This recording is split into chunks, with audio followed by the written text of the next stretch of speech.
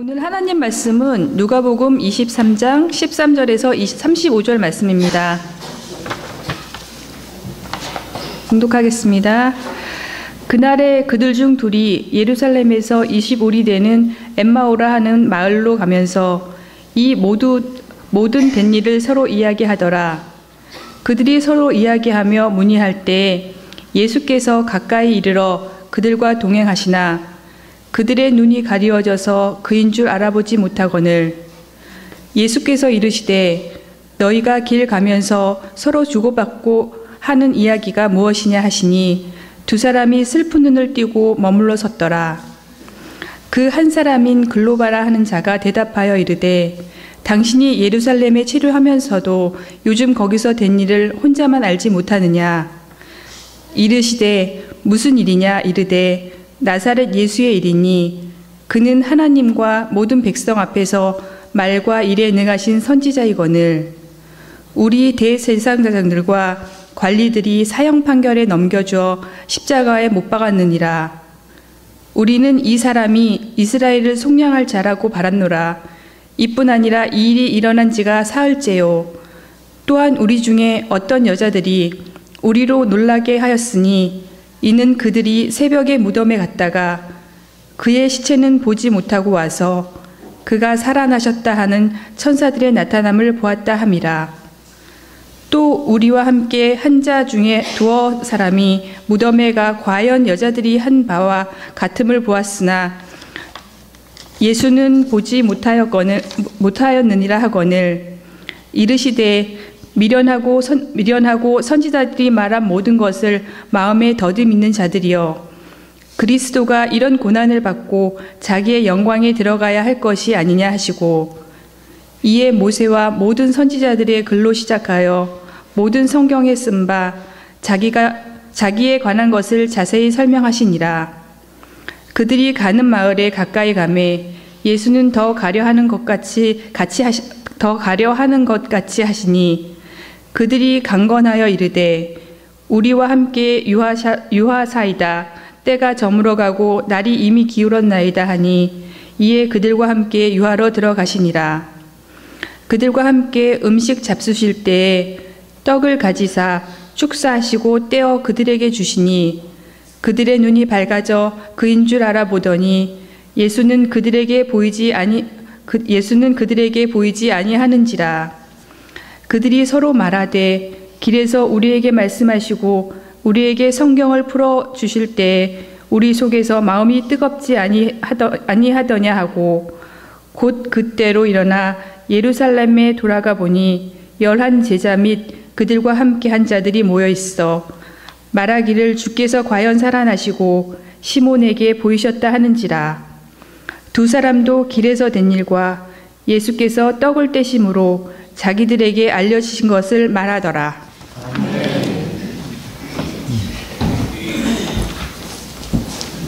고난주일을 기념하면서 주님의 고난과 십자가 그 의미를 깊이 묵상했습니다. 마지막 밤에 유월절 밥상에 둘러앉아서 제자들하고 함께 식사를 하시면서 나눴던 그 이야기들, 그리고 식사 중간에 떡을 떼시고 잔을 나누시면서 이것이 내 몸이다, 이게 내 피다, 이렇게 주님의 사랑을 나눴던 이야기들을 생각하면서 눈물을 흘렸습니다. 결코 우리는 도망가지 않겠습니다, 이렇게 말했던 제자들이었지만 결정적인 순간에 뿔뿔이 다 흩어져 버렸던 그 제자들을 생각하면서 끝까지 함께하지 못한 그런 미안함 때문에 연약한 마음을 회개했습니다. 닭 울음소리를 듣고 가슴이 미어져서 통곡하면서 가슴을 쳤던 베드로를 묵상하면서 우리가 함께 참여의 기도를 드렸습니다.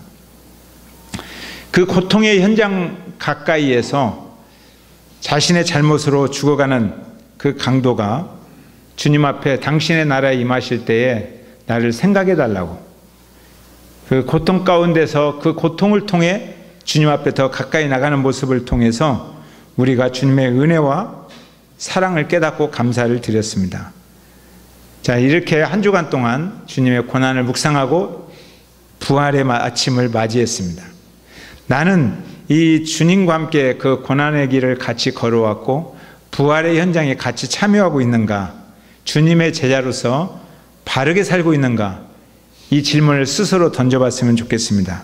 그리고 옆에 계신 집사님들에게 물어보세요. 제대로 가고 있습니까? 라고 한번 물어보세요. 자, 제대로 가고 있습니까?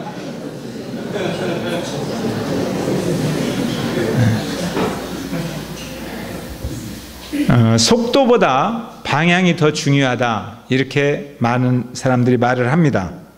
사람들은 속도 내는 것을 굉장히 중요하게 생각합니다.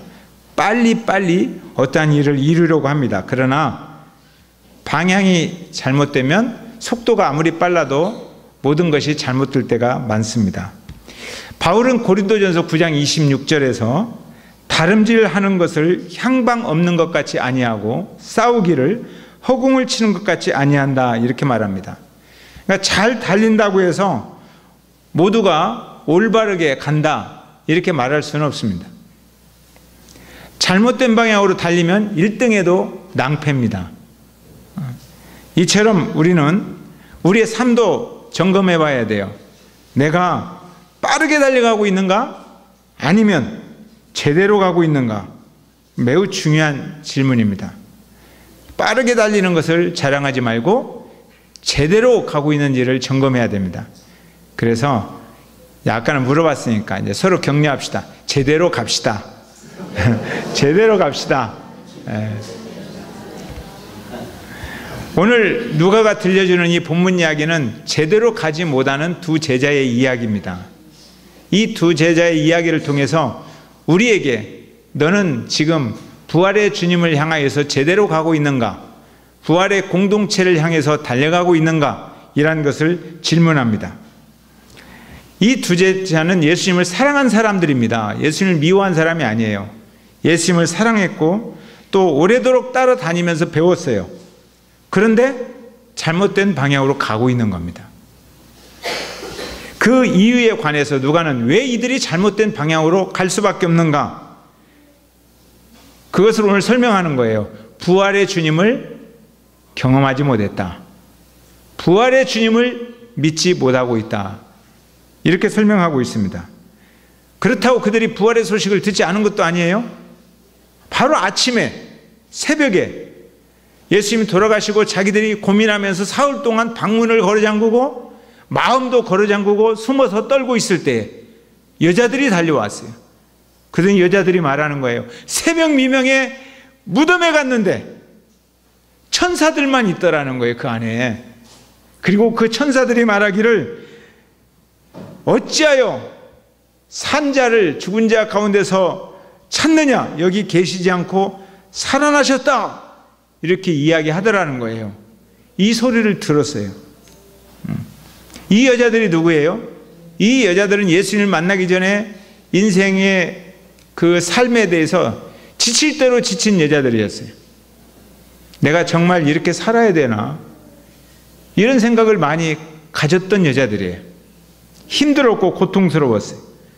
방황했습니다. 그런데 예수님 만나고 나서 인생이 달라졌어요. 내가 살아야 할 이유, 내 삶이 생동감을 가져야 할 이유, 이런 것들을 깨달았어요. 그래서 예수님 따라다니면서 너무 행복했어요. 예수님 외에는 다른 것을 생각할 수가 없어요. 예수님이 좋았고 그분을 사랑했습니다. 그런데 그분이 돌아가셨어요. 얼마나 마음이 아팠겠어요. 꿈이 무너지고 앞이 캄캄해지고 앞으로 어떻게 살아야 할지 잘 방향 감각을 잃어버렸어요. 그래서 새벽에 일어나자마자 거기 가면 돌아가신 예수님만 있는 줄 알면서도 무덤을 찾아간 거예요. 제가 남편이 먼저 돌아가신 그분에게 전화를 한번 받았어요. 한 2달 전에. 근데 그분이 그런 이야기를 하더라고요. 너무 힘들고 너무 허전해서 남편에게 다녀왔습니다. 그러더라고요.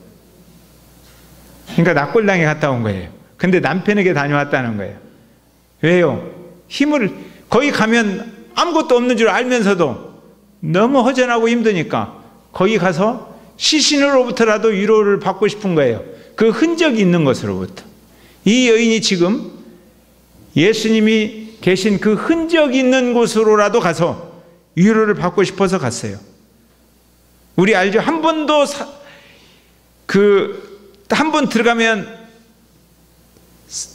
나올 수 없는 집이 있죠. 그 무덤. 그 무덤에서 엄청난 일을 목격한 거예요. 천사들을 보았다는 거예요. 무덤 속에서 천사를 볼 것을 생각도 못했죠. 거기서 살아나신 예수님을 만나는 순간에, 예수님이 살아났다는 소식을 듣는 순간에 내 영이 살아나는 거예요. 의욕이 살아나고 생기가 돋는 거예요. 그래서 소리쳐서 제자들에게 이야기합니다. 방문을 걸어잠그고 있는 것, 마음을 걸어잠그고 있는 것 활짝 열자. 예수님 부활하셨다. 부활하셨다. 그러니까 베드로와 요한이 너무 놀라서 그냥 문 박차고 무덤까지 갑니다. 그러나 요한은 돌다리도 두드리면서 가는 사람이에요. 무덤에 딱 가서 안 들어가요. 무덤 속에 뭐가 있나 하고 살펴보는 거예요. 근데 뭐가 쑥 지나가는 거예요. 베드로는 물불을 가리지 않아요. 그냥 무덤 속으로 직행에 들어가서 보니까 없어요. 그래서 이들이 와서 빈 무덤이다 라고 말을 하는 거예요. 이 소리까지 들었어요. 이 소리까지 들었지만 그럼에도 불구하고 이들의 고집을 꺾을 수가 없어요. 고집스럽게 자신의 길을 가는 거예요. 지금까지는 그들은 이 속에 희망의 불이 타고 있었어요. 그래서 예수님이 희망이었기 때문에 예수님을 따라다녔습니다. 그런데 그들에게는 희망의 불씨가 꺼져버렸어요. 지체들이 와서 희망의 불씨를 지펴주는데도 안 들려요. 예수님이 죽자 그들의 마음속에 있는 예수님도 죽었고 그들의 열정도 식었고 삶이 어두워졌어요. 아무리 옆에서 힘을 내자 그래도 힘이 안 생기는 거예요. 그러면서 잘못된 길로, 부정적인 길로 고집스럽게 그렇게 내려갑니다. 이 내려가는 길이 잘못된 길이다 이거예요. 방향이 틀렸다. 그 내려가는 길에 예수님이 찾아오셨어요. 그들의 발걸음을 돌이켜주고 싶어서 찾아왔어요. 그런데 예수님을 전혀 알아보지 못하는 거예요. 너무 희한하잖아요. 자기들이 죽었다고 생각하니까 그분이 며칠 전에 보았던 분인데도 못 알아보는 거예요. 아마 여러분도 혹시 제가 죽은 다음에 일주일 후에 여기 와서 설교한다고 해도 저분은 특별한 강사인가 보다. 우리 목사님은 죽었으니까 그럴지도 몰라요. 네. 그러니까 자기들의 고정관념을 바꿀 수가 없는 거예요. 예수님 옆에서 이야기해 줍니다. 그런데도 몰라요. 자, 우리 13절 한번 읽어볼까요? 자, 13절 시작.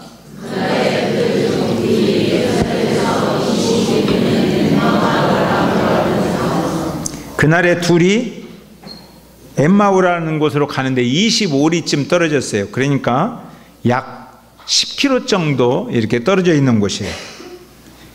근데 내려가면서 둘이 이야기하는데 어떤 이야기를 할 것 같아요? 14절 같은 이야기를 해요. 14절 시작. 이 모든 된 일 중에 부활은 빠졌어요.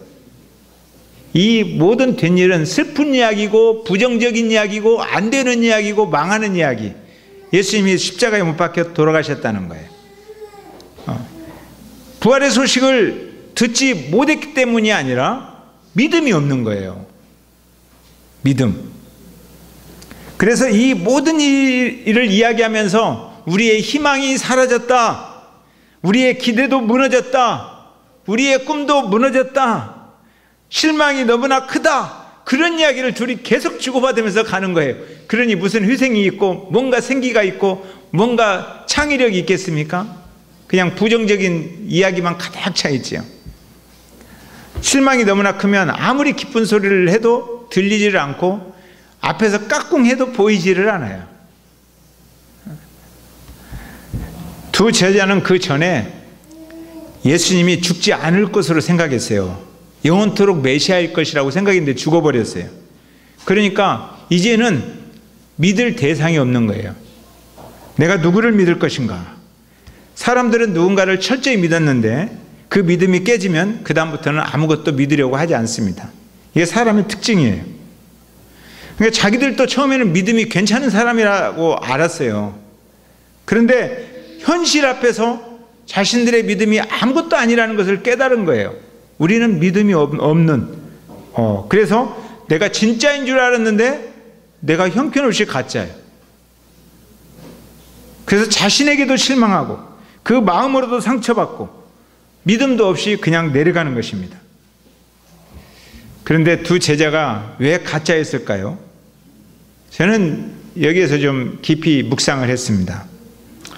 예수님의 가르침을 이분들이 받지 않아서가 아니에요. 이분들은 예수님의 가르침을 탁월하게 받았습니다. 제자라고 하면 잘 배운 사람들이에요. 예수님의 능력을 많이 경험했어요. 오병이어도 경험했고 경험할 때마다 신기했어요. 그런데 이들이 경험하지 않은 게 있어요. 자신들의 죄의 무게가 얼마나 무거운가를 경험하지 않았어요. 너무너무 자기들의 죄가 무거워서 이 죄는 예수님이 죽어야만 되는, 예수님이 십자가에 죽지 않으면 해결할 수 없는 이 심각한 죄의 무게를 몰랐어요. 이 심각성을 모르면 깊은 회개가 없습니다. 마음을 찢는 회개가 없는데 어찌 믿음이 생기겠습니까? 회개 없는 곳에 무슨 믿음이 있겠습니까? 예수님의 가르침과 능력을 경험해도 십자가에 죽어야만 하는 자신의 죄의 무게를 느끼지 못하면 그 믿음은 가짜예요.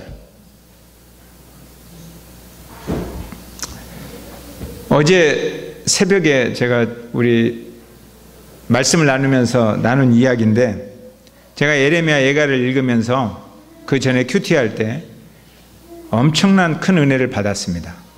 제가 목사 된 이후로 예레미야 예가를 여러 번 읽었지만 이번처럼 큰 은혜를 받은 적이 없어요. 근데 예레미야 예가는 여러분들이 제가 큐티를 보낸 것을 받아서 읽어보신 분들은 알겠지만 정말 지독한 이야기예요. 너무너무 심각한, 너무너무 배고프고 너무너무 고통스러워서 죽고 싶어도 죽지 못하는 그런 심각한 심판의 이야기예요. 그런데 제가 그 예레미야서를 묵상하면서 주의 무게를 느꼈어요. 인간과 동물이 다른 점이 뭐예요? 여러 가지가 다르죠. 그런데 에덴 동산에서 보면 인간이 동물과 다른 점이 하나 딱 있습니다. 죄가 들어왔을 때 죄의 고통을 느끼는 거예요. 죄책감을 느끼는 거예요. 그래서 죄가 있음을 발견했을 때 하나님 앞에서 자꾸 뒤로 도망가요. 나무 뒤로 숨어요. 아담아 어디 있느냐? 라고 물을 때 내가 부끄러워서 숨었습니다. 이게 인간이에요. 죄. 하나님께서 이토록 이 죄를 싫어하셔서 이 예레미야 예가를 통해서 예레미야가 그토록 울게 만들었구나. 민족이 너무너무 큰 고통을 받으면서 예레미야가 땅을 치면서 울었구나 하는 생각이 들었습니다. 그리고 제 자신의 삶을 다시 한번 어렸을 때부터 지금까지 살아온 모든 삶을 회고해 보는 거예요. 제 마음속에 용서가 불가능한 죄들이 너무나 많이 있습니다. 너무 끔찍한 인생을 살아왔구나 그런 생각이 드는 거예요. 갑자기 나를 기대하는 모든 사람들에게 미안한 생각이 드는 거예요. 말씀을 묵상하고 아내를 바라보니까 아내한테 너무너무 미안한 거예요. 내 일한 죄 때문에. 말씀을 묵상하고 아이들을 생각하니까 아이들한테 너무너무 미안한 거예요. 죄송하고. 말씀을 묵상하고 우리 교인들의 이름을 하나하나 불러봤어요. 너무너무 죄송하고 미안한 거예요. 내가 죄송하고 미안하구나. 심지어 페이스북에서 제가 글을 올리면서 나를 알고 이 글이 좋다고 생각하는 많은 사람들이 표현을 하는데 그분들한테도 죄송한 거예요. 내 죄가 이렇게 심각하구나. 그래서 너무 미안해서 가슴이 답답하고 눈물이 나오고 그러더라고요. 그러면서 예수님의 십자가를 묵상했어요. 주님의 십자가, 그 생명으로 다가오신 주님의 사랑이 없었다면 도대체 나는 어떻게 되었을까? 그 주님의 사랑이 십자가에서 단번에 나를 용서한다고 끌어안지 않았으면 나는 어떻게 살아야 되는 존재인가? 그래서 너무너무 십자가가 귀하고 감사해서 막 울었어요. 그리고 노래를 불렀습니다. 내 마음을 표현하는 노래를 불렀어요. 매일매일 불렀어요. 누르러도 눈물로서 목 아플 줄 알아 몸 밖에 드릴 것 없어 이 몸 바칩니다. 노래를 부르고 또 불렀습니다. 엠마오로 내려가는 이 두 제자, 주의 무게를 느껴본 경험이 없었어요. 그 죄를 용서하신 사랑의 감격 속에 빠져본 적이 없어요. 그래서 결국 고집스럽게 자기의 길을 가는 것입니다. 예수님이 옆에 와 있는데도 몰라보는 거예요. 이 몰라보는 상황에 대해서 누가는 이렇게 표현합니다. 16절. 자, 시작. 다시 시작. 눈이 가리워졌다는 거예요. 16절. 네, 16절. 자, 시작. 네, 눈이 가리워졌다. 안 보인다는 거예요. 자기들의 문제 속에 너무 깊이 빠져 있으니까 예수님의 앞에서 이야기해도 안 보인다는 거예요. 그게요. 저 일부 예배 때 아이들이 웃으면서 떠드는 애들이 있더라고요. 보니까. 그런데 느낌에 내 이야기를 듣지 않고 있구나라는 생각이 들어요. 자기들의 이야기를 하면 나는 이야기하는데 막 웃고 뭔가 나는 지금 심각한 이야기를 하고 있는데 막 웃고 떠들어요. 아, 내 이야기를 듣고 있지 않구나. 안 들리는 거죠. 자기들의 문제에 빠져 있으면 주님이 보이지 않습니다.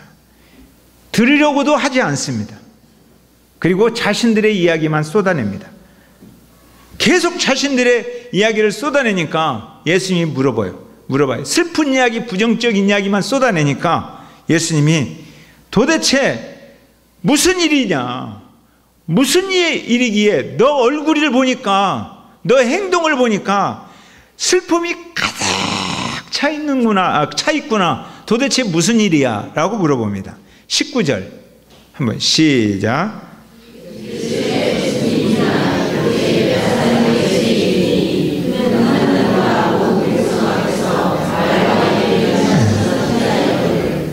도대체 무슨 일이냐? 나한테 이야기 좀 해보라.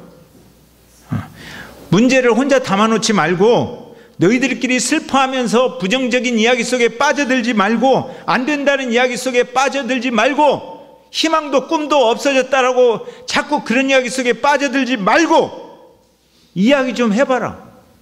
너 속에 있는 그 너의 무거운 짐을 나한테 이야기 좀 해봐라. 이렇게 말씀하십니다. 사실 이게 굉장히 중요한 겁니다. 예수님과 나누어야 슬픈 기색을 멈출 수 있습니다. 예수님과 이야기를 해야 잘못된 방향으로 가는 길을 멈출 수가 있습니다. 여러분도 마찬가지예요. 마음이 이렇게 무너질 때 예수님과 이야기하는 시간을 가져야 돼요. 그것을 우리는 기도다 이렇게 말합니다. 우리는 기도를 통해서 주님과 대화할 수 있습니다. 저는 주님하고 이렇게 호주할 매주할 모든 이야기를 잘해요. 별별 이야기를 다 합니다. 오늘 이란 설교를 준비하잖아요. 성경을 읽고 설교 준비는 주님하고 이야기하면서 준비해요. 주님, 그게 무슨 뜻입니까? 혼자 걸으면서, 산을 걸으면서, 주님, 이게 무슨 뜻이죠? 하고 혼자 막, 아하, 이런 뜻이군요. 그렇지요? 그리고 이렇게 생각하고 와서 정리를 해요.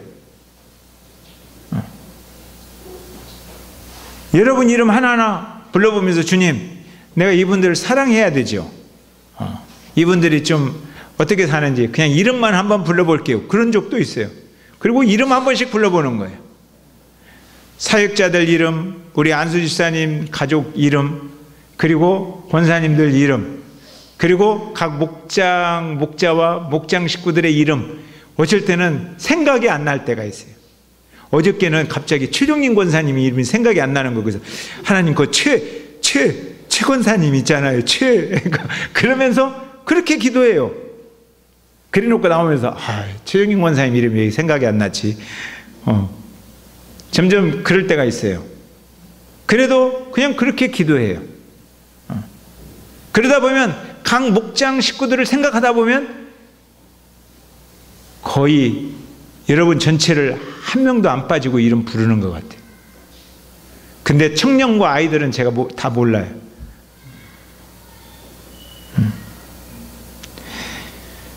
여러분들이 예수님과 이야기하면서 웃을 일이 많았으면 좋겠습니다. 슬픈 이야기들은 우리들끼리 나눌 때 슬픈 이야기들이 많아요. 예수님과 이야기하면 슬픈 일이 변하여 웃는 일이 될 줄로 믿습니다. 아멘. 이들이 예수님에게 이야기합니다. 나사렛 예수의 일인데 그는 하나님과 모든 백성 앞에서 말과 일에 능하신 선지자입니다. 말씀도 파워가 있고 일도 사역도 능력 있는 선지자입니다. 예수님을 잘 아는 것 같지만 몰라도 너무 모르는 이야기입니다. 그러니까 생산적인 이야기가 안 나오는 거예요. 21절 한번 읽어봅시다. 시작. 다시 21절 시작.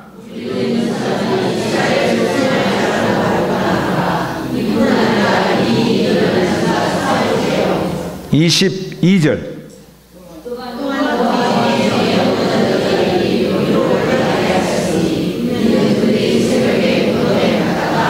(23절)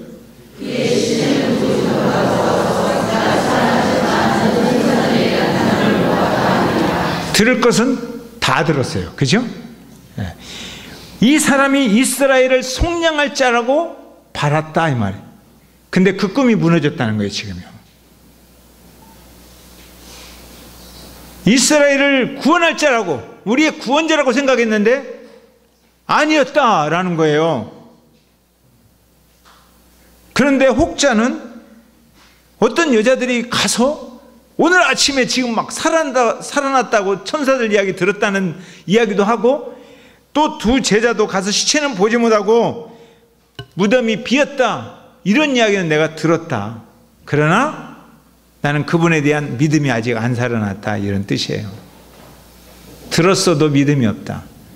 그러니까 내가 행동할 수 없다는 거예요. 믿음이 없으면 행동할 수가 없잖아요. 잘 안다고 생각했지만 그분의 힘도 그분의 말의 능력도 경험했지만 그분이 이스라엘을 속량할 자라고 믿었지만 그분이 살아났다는 소식도 들었지만 그럼에도 불구하고 그들은 가던 길을 바꾸지 않았습니다. 여전히 슬픈 얼굴빛으로 그냥 이야기하면서 걸어갑니다. 이런 사람들에 대해서 예수님께서 뭐라고 평가해야 될까요? 도대체 자기 고집이 세다고 할까요? 아니면 정말 뭐라고 표현할까요? 그 표현이 25절에 나와 있어요. 예수님의 표현이에요. 25절 시작.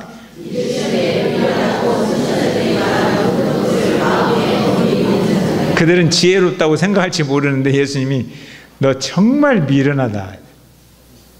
이 미련하다는 말은 또 다른 말로 고집이 세다 이런 뜻이에요. 정말로 고집이 세다. 선지자들이 말한 모든 것, 예수 그리스도가 이렇게 될 것이라는 이야기, 그 구약 성경을 이들은 외워요. 줄줄줄 외우는, 너가 외우고 있는 그 이야기, 그 이야기를 더디 믿는 자예요. 안 믿는 자예요. 우리는 외우기는 외워도 알기는 알아도 믿지 않는 자요, 이런 뜻이에요. 믿음이 가짜라는 거예요. 진짜 같지만 너 믿음이 가짜 같다, 이거예요. 그러면서 예수님께서 그들에게 성경을 풀어주십니다. 그런데 성경을 읽을 때 그들이 마음이 뜨거워졌어요. 말씀을 읽을 때 여기서 뜨거워졌다, 우리가 뜨겁지 아니하냐. 그런데 다른 성경 보면 불타오르지 아니하냐, 이 말이에요. 마음에 하나님의 말씀을 읽다 보니까 불타올랐다. 마음이 점점 타오르기 시작했고 시들어버린 마음이 살아나기 시작했어요. 그러니까 여러분들이 시들었다, 내 영혼이 지쳤다, 그러면 그 영혼을 살려낼 수 있는 것은 오직 하나다. 뭐예요? 하나님의 말씀을 풀어서 듣는 것이라는 거예요. 말씀을 듣는 거예요. 말씀을 들어야 살아난다는 거예요. 우리는 사람한테 실망할 수 있어요. 목사한테도 여러분들이 실망할 수 있고요, 지체와 지체들 간에 실망할 수 있어요. 심지어 자녀들은 부모님에게 실망할 수 있어요. 남편과 아내는 서로에게 실망할 수 있어요. 자녀들도 부모님에게 실망하지만 부모님들도 자녀들에게 실망할 수 있어요. 다 실망할 수 있습니다. 그러면 우리는 마음이 가라앉습니다. 그리고 그분에 대한 부정적인 생각들이 확 다가오는 거예요. 그때 내 마음을 회복시킬 힘은 하나님의 말씀이다, 이거예요. 아멘? 그때 하나님의 말씀으로 접근하지 아니하면 계속 시들어간다는 거예요. 계속. 그걸 멈추고 하나님의 말씀을 들어야 회복이 되어지는 거예요. 우리에게 성경을 풀어주실 때 우리 속에서 마음이 뜨겁지 아니하더냐, 불타오르지 아니하더냐, 말씀을 풀어주신 후에야 깨닫는 거죠. 30절 한번 보세요. 자, 시작.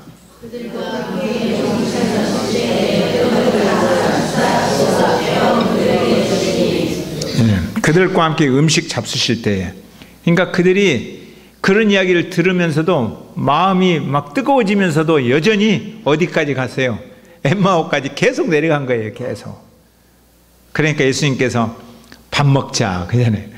예수님의 특기 중에 하나가 베드로도 지치면 생선구이 백반이라고 했죠. 생선 구워놓고 밥 먹자. 제자들하고도 밥 먹자. 전날에 헤어질 때도 유월절 밥상에서 같이 밥 먹자. 그러시면서 거기에서 떡과 잔을 나눠줄 때 그들의 눈이 밝아졌다는 거예요. 가리워 보이기 시작했다는 거예요. 떡을 먹으면서 주님이 며칠 전에 했던 그 행위들을 통해서 눈이 밝아지기 시작했어요. 그 전에는 1년에 한 번씩 유월절을 기념했지만 주님의 만찬은 시도 때도 없이 자주 기념합니다. 그래서 주님께서 옛날에 1년에 한 번씩 하던 거 그만하고 이제는 모일 때마다 기념하라, 이렇게 말했어요. 그래서 그들은 모일 때마다 주님의 만찬을 기념하는 겁니다. 실망하고 무너질 때 주님의 몸과 흘리신 피를 기억하면서 주님의 만찬을 진행하는 동안 어두움이 물러가기 시작했어요. 마음이 밝아지기 시작했습니다. 그들은 잘못된 방향으로 내려가는 것을 드디어 멈췄어요. 그리고 일어나 예루살렘으로 돌아가자 그랬어요. 자, 엠마오와 예루살렘은 다릅니다. 엠마오는 아마도 자기들의 삶의 현장이에요. 아마도. 정확히는 모르겠어요. 그런데 예루살렘에는 누가 있어요? 예루살렘에는 지체들이 있어요. 지금 그들은 지체들을 떠나서 자기 삶의 현장으로 가는 거예요. 예루살렘으로 돌아가자. 함께 꿈을 키워왔던 지체들이 있는 곳, 함께 아파했던 지체들이 있는 곳, 함께 도망갔지만 실패했지만 같이 실패한 지체들이 있는 곳, 거기서 부활하신 주님을 보면서 다시 일어서고자 하는 지체들이 있는 곳, 멈춰서 돌아서서 지체들이 있는 곳으로 가자. 이것이 바른 길이에요. 바른 길. 여러분에게 이런 축복이 일어났으면 좋겠습니다. 내가 지금 잘못된 길로 가고 있구나라고 성령께서 깨닫게 하신다면 바로 거기서 고백해야 돼요. 주님, 이제 우리가 둘이 나눴잖아요. 부정적인 이야기 그만하고 일어서서 예루살렘으로 돌아가자. 생산적이고 창의적이고 도전적이고 열정이 있는 곳으로 돌아가야 됩니다. 이것이 여러분에게 임하는 부활의 축복이기를 바랍니다. 아멘. 찬양합시다.